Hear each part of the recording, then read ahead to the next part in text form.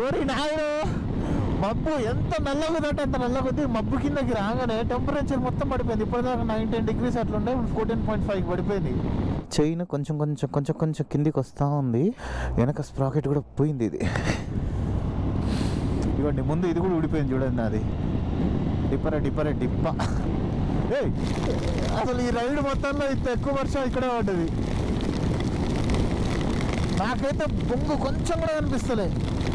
Hi friends, welcome to my channel. This is YSN Yadav and good morning from Fort Nelson. So ఈరోజు మనం ఇంకా కెనడాలోనే ఉంటాం, రేపు కూడా కెనడాలోనే ఉంటాం. సో ఈరోజు ఏంటంటే మనకి ఇక్కడ నుంచి ఒక 1040 kilometers 1050 kilometers దూరంలోనే ఎడ్మంటన్ అని చెప్పేసి ఒక ఊరు ఉందన్నమాట. సో ఇవన్నీ కొంచెం పెద్ద ఊర్లు అనమాట. కెనడాలో ఉండే వాళ్ళందరికీ బాగా తెలిసిన ఊర్లు ఎడ్మంటన్, కాల్గరీ, వాన్కూవర్, టొరంటో. ఏనా పేరు కరెక్ట్ ప్రొనౌన్స్ చేసినదో కానీ. సో ఇవన్నీ బాగా తెలిసిన ఊర్లు అనమాట. సో అందులో టాప్ 10 cities ఉంటుంది అనుకుంటా నాకు తెలిసి. ఇదైతే పెద్ద ఊరే. అక్కడ మన బైక్కి చైన్ స్ప్రాకెట్ ఒకటి మార్పించాలి. అండ్ అంతే మనం సియాటెల్లో బైక్ సర్వీసింగ్ అయితే చేయించినాం కదా వెళ్ళేటప్పుడు, ఆయిల్ చేంజ్. సో మళ్ళీ ఆయిల్ చేంజ్ అయితే చేయించాలన్నమాట. ఎందుకంటే 9,500 kilometers 9,000 kilometers అవుతుంది ఎడ్మంటన్ వచ్చేంత వరకు. మళ్ళీ మధ్యలో దాటినాక నాకు ఇంకెక్కడ లేదనమాట ఒక పెద్ద ఊరు బైక్ సర్వీసింగ్ చేయించడానికి. సో అందుకని నేను అక్కడే చేయించేస్తున్నా. దాని తర్వాత మళ్ళీ ఒక 4,000 kilometers 5,000 kilometers అంటే 4,000 అప్రాక్సిమేట్లీ అనుకోండి. ఇంకా నేను నెక్స్ట్ వెళ్ళే డెస్టినేషన్కి ఉందన్నమాట. అక్కడ అయిపోయాక ఇంకా మన రైడ్ అయితే క్లోజ్. నా దగ్గర పైసలు కూడా అయిపోతున్నాయి, ఇంకా రైడ్ చేయడానికి పైసలు కూడా లేవు. సో రైడ్ అప్పటికి క్లోజ్ చేద్దామని అనుకుంటున్నాను. యాక్చువల్లీ ఇంకొంచెం చేద్దామని అనుకున్నా, కానీ మనీ అడ్జస్ట్ కాలేదు. బైక్ అయితే మాత్రం నేను ఒక ఊర్లో పెట్టేద్దామని చెప్పేసి ఫిక్స్ అయిపోయినా. దోమ కుట్టింది, ఒకటే దొడ్డ పెడుతుంది. దాని గురించి మీకు తర్వాత చెప్తా, మ్యాటర్ ఏంది అసలు ఏందనేది. సో ఎప్పుడైతే మనం ఏం లేట్ చేయకుండా మన రైడ్ని స్టార్ట్ చేసేద్దాం. అండ్ అదే అనుకుంటున్నా, తిని బయలుదేరదామా ఎట్లా అని చెప్పేసి. ఇంకా టైం ఇప్పుడు 8:20 అయింది. నాకైతే ప్రజెంట్ అయితే ఆకలి కావట్లేదు, కానీ కొంచెం మళ్ళీ ఒక అర్ధ గంట అయినాక ఆకలి అయింది అనుకోండి కష్టం. నాకు మధ్యలో తినడానికి కూడా ఏం దొరకదు. అదే ఆలోచిస్తున్నా, తినేద్దామా లేదా అని. తినేళ్తేనే బెస్ట్ ఏమో అనిపిస్తుంది మళ్ళీ. సో ఇక్కడ నుంచి Dawson Creek half of the distance cover చేసినట్టే డావ్సన్ క్రీక్ వెళ్ళిపోతే, డావ్సన్ క్రీక్ నుంచి ఇంకొక హాఫ్. సో అప్రాక్సిమేట్లీ ఒక 10 hours వెళ్ళిపోవచ్చు. ఈరోజు సాయంత్రం 7 కల్లా నేనైతే అనుకుంటున్నా 7 కల్లా వెళ్ళిపోతా అని చెప్పేసి రూమ్లోకి. సో ఇంకా ఏం లేట్ చేయకుండా ఈరోజు మన బ్లాగ్ అయితే స్టార్ట్ చేసి. టైం ఇప్పుడు 9 o'clock అయితే అయిందనమాట. ఇప్పుడు 8:59. సో 1038 kilometers ఉంది. 8:30 కల్లా వెళ్ళిపోతానంట నేను. జై శ్రీరామ్. ఇప్పుడే ఇక్కడ ఫుడ్ ఖానా బీనా గాండ్ బజానా అయిపోయింది. సో స్ట్రైట్ ఇంకా ఒకటే ఒక రోడ్డు. మధ్యలో డైవర్షన్ తీసుకోవాలి. ఉన్నాయి డైవర్షన్స్ ఉన్నాయి, చాలా ఉన్నాయి. ఒకటే రోడ్డు కాదు, చాలా ఉన్నాయి డైవర్షన్స్.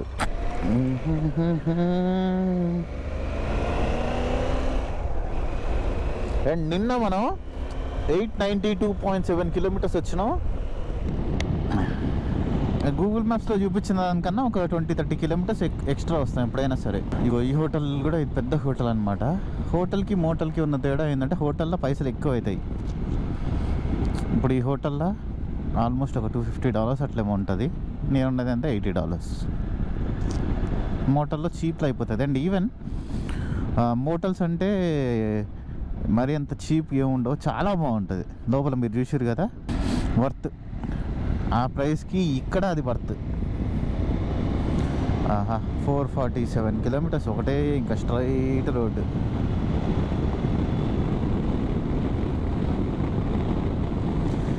దేకో దేకో దేకో దేకో జమానా. అబ్బా అసలు ఈ రోడ్లో అయితే మాత్రం ఎవ్వరు లేరు. అంటే లాస్ట్ టైం నేను వచ్చింది కూడా ఇదే రోడ్డు. ఇంకొక 270-280 kilometers పోయినాక డైవర్షన్ వస్తుంది అనమాట. మనం అప్పుడు ఒక కొత్త రోడ్లో అయితే ఎంటర్ అవుతాం. అండ్ పైన చూడండి, ఓరి నాయనో, మబ్బు ఎంత నల్లగుందంటే అంత నల్లగుంది. మబ్బు కిందకి రాగానే టెంపరేచర్ మొత్తం పడిపోయింది. ఇప్పటిదాకా 9-10 degrees అట్లుండే, 14.5 పడిపోయింది. ఫుల్ చల్లగా అయిపోయింది పోండి అసలుకి. ఇక్కడ అంత ఎండ ఉంది, ఇక్కడ మాత్రం ఈ పైన పెద్ద మబ్బు కమ్మేసింది మొత్తం. 230 kilometers అయినాక ఫస్ట్ ఫ్యూయల్ స్టాప్ అయితే అయిపోయింది. తినంకమ్మ.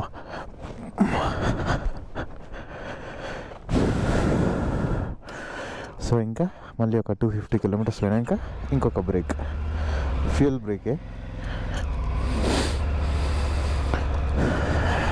కుదిరితే అక్కడ ఒక కాఫీ వేద్దాం, ఎందుకంటే ఈరోజు మార్నింగ్ కాఫీ తాగలే నేను. లాస్ట్ టైం కూడా నేను ఇదే పెట్రోల్ పంప్లో కొట్టించిన. అండ్ లాస్ట్ టైం అయితే ఇంకొక రీల్ కూడా చేసిన, ఇక్కడ కెనడాలో పెట్రోల్ పంప్ చూడండి ఎట్లా ఉంది అది ఇది అని చెప్పేసి, ఈ పెట్రోల్ పంప్లో వేసింది అది. ఓకే, ఇంకా ఫైనల్లీ మనం అయితే డావ్సన్ క్రీక్కి వచ్చేసినాం. లాస్ట్ టైం మనం ఇక్కడ నుంచే డైవర్షన్ తీసుకుందనమాట. అండ్ ఇక్కడ నుంచి మనకి ఒక కొత్త స్టేట్ కూడా స్టార్ట్ అయిపోయింది, ఆల్బర్టా. కొంచెం ముందుకి మనం ఇప్పుడు బ్యూటిఫుల్ బ్రిటిష్ కొలంబియా, అంటే బ్రిటిష్ కొలంబియా స్టేట్లో ఉన్నాం. ఓవర్ దీనకమ్మా ఇట్లా తిప్పిండింది బాబాయ్. అరే నేను పెట్రోల్ కొట్టించుకోవాలి. లాస్ట్ టైం ఇక్కడే కొట్టించిన ఈ షెవ్రాన్లో. మళ్ళీ ఒకసారి ట్యాంక్ ఫుల్ చేసుకుంటే అయిపోతుంది. కరెక్ట్గా ఒక 21 minutes బ్రేక్ అయితే అయిపోయింది. సో ఇప్పటి వరకు మనం ఎంత దూరం వచ్చినాం, ఇంకా ఎంత దూరం వెళ్ళాలనేది అయితే చెప్తా. నేను ఒక హోటల్ చూసిన, ఇది ఇంకా బుక్ చేయలే. 589 kilometers ఉందన్నమాట. ఎడ్మంటన్లో నేను బైక్ రిపేరింగ్ ఇచ్చే షాప్కి పక్కనలో ఉన్న హోటల్ అనమాట ఇది. ఎంత 465 kilometers అయితే వచ్చినాం. 465, 565 అంతే, ఆల్మోస్ట్ ఒక 40% వచ్చినాం. 45% కరెక్ట్గా చెప్పాలంటే. సో ఇంకొక 55% పోవాలి, రైట్ చేయాలా. చైన్ కొంచెం కొంచెం కొంచెం కొంచెం కిందికి వస్తూ ఉంది. అండ్ వెనక స్ప్రాకెట్ కూడా పోయింది ఇది.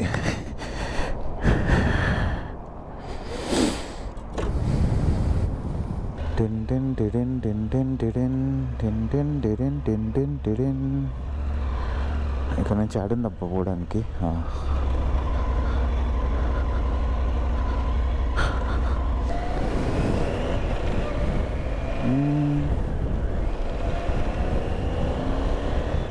అంతేనా ఏమో, ముందు పోయినాక ఇక్కడ అక్కడ ఫుల్ ట్రాఫిక్ చూపిస్తుంది. వీడు ఒకటే ఏంటంటే జస్ట్ మనం ఒక 50 kilometers వెళ్తే చాలు హెల్మెట్ అంతా పురుగులు అయిపోతుంది. నా వైజరే అసలుకే గబ్బు గబ్బు ఉందిరా నాయన అంటే ఈ పురుగులు ఒకటి. To Alberta wild rose country. Wild Rosa? So ఇక్కడ ఈ వెరైటీ ఏమన్నా రోస్ ఉంటుందేమో ఈ ఏరియాలో. ఆల్బర్టా చెక్ స్టాప్ ముందు ఉందేమో. Clean drain డ్రైబోట్.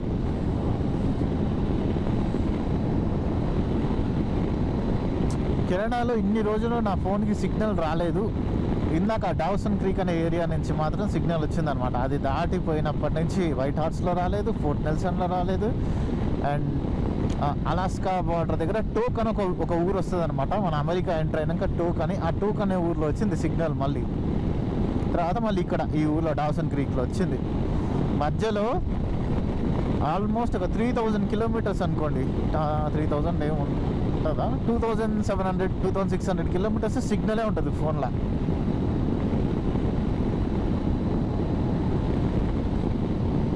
ఇది డిఫరెంట్ స్టేట్ అనమాట కెనడాలో.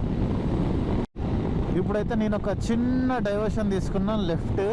అండ్ ఇప్పుడు ఈ డావ్సన్ క్రీక్ అనే ఏరియాలో ఇక్కడ ఈ ఏరియాలో అండ్ ఇంకొక 45-50 kilometers అంటే ఈ చుట్టుపక్కల ఒక 100 kilometers వరకు అన్ని దగ్గరలో ఊర్లు ఉన్నాయన్నమాట. సో ఫోన్ సిగ్నల్కి కానీ ఇంటర్నెట్కి కానీ ఏం ఇష్యూ ఉండదు. కొంచెం ముందుకు పోతే మళ్ళీ ఉండే ఊర్లు. సో ఇక్కడి నుంచి ఎడ్మంటన్ వెళ్ళేంత వరకు అయితే మాత్రం ఎటువంటి ఇష్యూ లేదు. ఇంకొకటి ఏంటంటే ఇప్పుడు కెనడాలో ఎట్లుంటుందంటే అమెరికా కెనడా రెండు మీకు ఇట్లా పక్కన ఆనుకొని ఉంటాయని తెలుసు కదా. సో ఇది కిందిది అమెరికా, పైది కెనడా కదా. ఇక్కడ ఈ బార్డర్ ఉంది కదా, ఏ బార్డర్ అయితే ఇక్కడ అమెరికా కెనడాని డివైడ్ చేస్తుందో ఈ బార్డర్ నుంచి పైకి ఒక 250 kilometers వరకు మొత్తం, అంటే ఈ స్టార్టింగ్ నుంచి ఎండింగ్ వరకు 250 kilometers అంటే అర్థమైందిగా. ఇట్లా పెడితే ఇక్కడ నుంచి ఇక్కడ వరకు 250 kilometers మొత్తం అంతా 90% ఆఫ్ ది కెనడియన్ పాపులేషన్ అక్కడే ఉంటుంది. 240-250 kilometers కిందనే ఉంటుంది మొత్తం. దానిపైన ఉండే ఒక ఆల్మోస్ట్ 3000 kilometers 10% పాపులేషనే ఉంటారు. ఇక 300 kilometers 90%. 3000 kilometers పైన ఏది టుక్ వరకు అక్కడ దాకా జస్ట్ 10% ఆఫ్ ది పాపులేషన్ మాత్రమే ఉంటుంది కెనడాలో.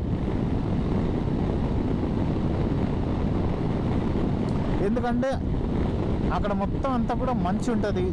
సో ఇక్కడ కూడా మంచు పడుతుంది, కాకుండా ఏంటంటే ఒక 3 నెలలు 4 నెలలు కొంచెం ఎక్కువ ఉంటుంది అన్నమాట. తర్వాత నార్మల్గా ఉంటుంది. అండ్ మనుషులు నివసించడానికి ఆ ప్రదేశాలు ఏదైతేనే అవి అంత అనుకూలంగా ఉండవన్నమాట.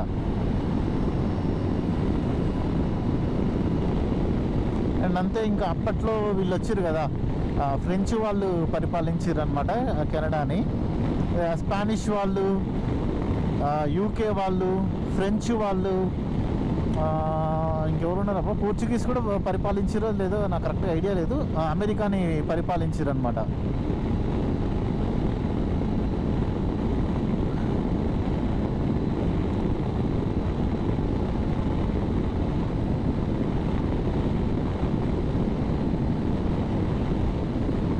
ఇప్పుడు ఇక్కడ ఎవరైతే తెల్లోళ్ళు ఉంటున్నారో వాళ్ళెవ్వరిది కూడా ఈ దేశం కాదు, ఎవరిది కాదు ఈ దేశం.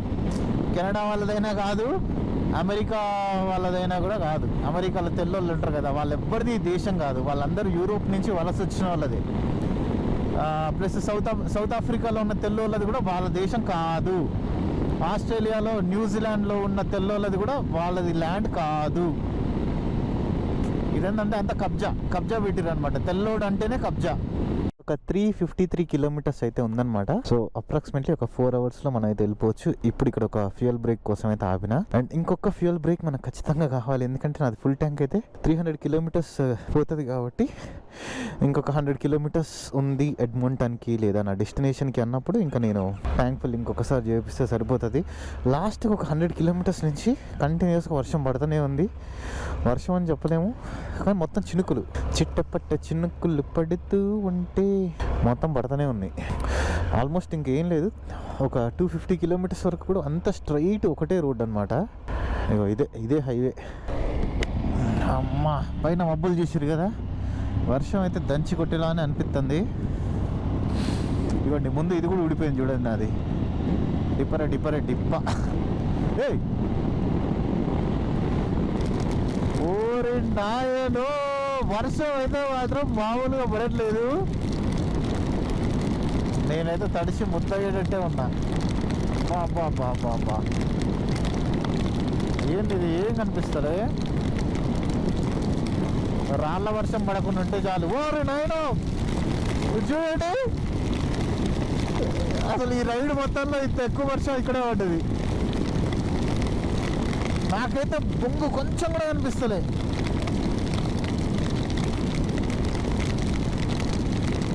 ఇక కొంచెం దూరం వరకు ఉన్నాయి మబ్బులు, అంతే. ఇంకొక 10-20 కిలోమీటర్లు లేదా 30 కిలోమీటర్ల వరకు ఉండొచ్చు వర్షం, తర్వాత పోతుంది అనుకుంటా.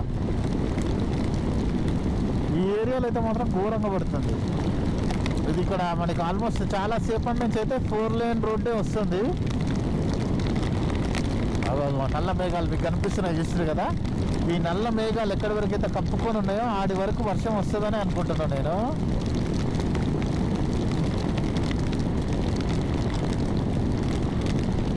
ఈ నల్ల మేఘాలు పోయినాక వర్షం పోతుందేమో చూడాల.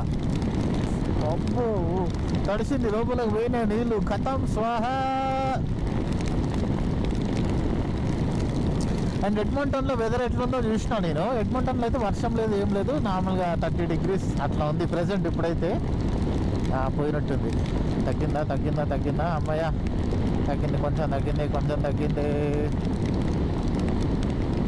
మొత్తం కాదు లైట్గా తగ్గింది అంతే. ఇంకా ఎడ్మంటన్కి అయితే మాత్రం 140 కిలోమీటర్లు ఉంది. ఇప్పుడే అక్కడ బోర్డు మీద చూసిన. అండ్ నేను వెళ్ళాల్సిన రూమ్కి అయితే మాత్రం 160 కిలోమీటర్స్ ఉంది. నేను ఎడ్మంటన్ ఊరికి బయట బుక్ చేసుకున్నాను అనమాట, ఎయిర్బిఎన్బి ప్రాపర్టీ. 1-2 రోజులకి నాకు 11,500 రూపాయలు పడ్డది. హోటల్స్ అయితే మాత్రం ఒక్కొక్కటి 8,000, 7,000, 9,000 ఆ రేంజ్లో ఉన్నాయి. ఎట్లాగో మన దగ్గర బండి ఉంది కాబట్టి నాకు ఇదైతే బెస్ట్ అనిపించి బుక్ చేసుకున్నా, దూరం అయినా పర్లేదని. అండ్ నేను ఎప్పుడైతే ఈ ఆల్బర్టా ఎంటర్ అయ్యానో, అదే మన కొలంబియా నుంచి, మొత్తం అంతా ఇట్లనే ఉంది. ఇక వెదర్ ఒకటేలాగా వర్షం వస్తుంది పోతుంది. అండ్ ఎక్కడైతే సన్ నా మీద పడలేదు ఇంకా. టెంపరేచర్ 19 degrees ఉంది. ఓకే, సో ఇంకొక 70 kilometers పోయిన తర్వాత ఒక ఫ్యూయల్ బ్రేక్ ఉంటుంది అనమాట. Last fuel break, last stop అనమాట అది. సో ఇంకా నేను ఎడ్మంటన్ కూడా రీచ్ అయిపోయినా. దీనికమ్మ ఫుల్ వర్షం చూసేది అంతా తడి. నేనైతే మాత్రం మొత్తం తడిచిపోయినా. ఇక్కడ KFC అండ్ టాకో బెల్ నా ఫుడ్ కంప్లీట్ చేసేసుకొని ఇంకా రూమ్కి వెళ్ళిపోతున్నా. ఎందుకంటే ఇక 9.3 kilometers ఉంది అంతే. మళ్ళీ ఆగడం ఎందుకని చెప్పేసి, అంటే మళ్ళీ ఊబర్లో ఆర్డర్ చేసుకుని ఏది చేసుకున్నా ఎక్కువ ప్రైస్. ఇట్లయితే ఈజీగా అయిపోతుంది సింపుల్గా.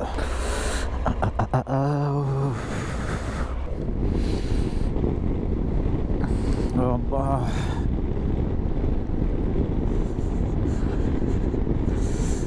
సలీ. సో ఓకే, ఇంకా ఫైనల్లీ రూమ్కి కూడా అయితే వచ్చేసిన అనమాట. అండ్ ఎయిర్బిఎన్బిలో తీసుకున్నాను అనమాట. నేను ఎందుకు ఎయిర్బిఎన్బిలో తీసుకున్నా అంటే, ఇక్కడ చెప్పాను కదా మీకు మోటో బ్లాగ్ చేస్తున్నప్పుడే, ఇదేంటి నేను తలగా ఇటంటే ఇటు పోతుంది, ఏదో తప్పు ఉంది గింబల్లో. ఇప్పుడు కరెక్ట్ ఉంది. నాకు తెలిసి ఇప్పటిదాకా ఏదో తప్పుగా అయినట్టుంది. సో ఇదైతే ఇప్పుడు ఇంట్లో వాళ్ళ అండర్ గ్రౌండ్ ఉంటుంది కదా, బేస్మెంట్లో ఇట్లా సెట్ చేసి పెట్టిరనమాట. ఇక్కడ ఒకటి అండ్ పైన ఒకటి, 2 1 BHKలు. నాకు తెలిసి ఫుల్లీ ఇది ఎయిర్బిఎన్బి కోసమే పెట్టుకున్నట్టు. సో ఇది చూడడానికి అయితే ఇట్లా ఉందన్నమాట. ఒక కిచెన్ అండ్ ఇది హాల్, కిచెన్ అన్నీ, ఇక డైనింగ్ ఏరియా అన్నీ ఇదే. అండ్ మొత్తం అంతా గబ్బు అయిపోతుంది. కుదిరితే రేపు నేను ఇక్కడే ఉంటాను కదా, రేపు వీడియోలో చూపించడానికి ట్రై చేస్తా. సో ఐ హోప్ ఈ వీడియో మీకు నచ్చిందని అనుకుంటున్న. వీడియోలో మీకు నచ్చినట్టయితే లైక్, షేర్ అండ్ సబ్స్క్రైబ్ చేయడం మర్చిపోకండి. దిస్ ఇస్ వైఎస్ అని Yadav and see the next vlog.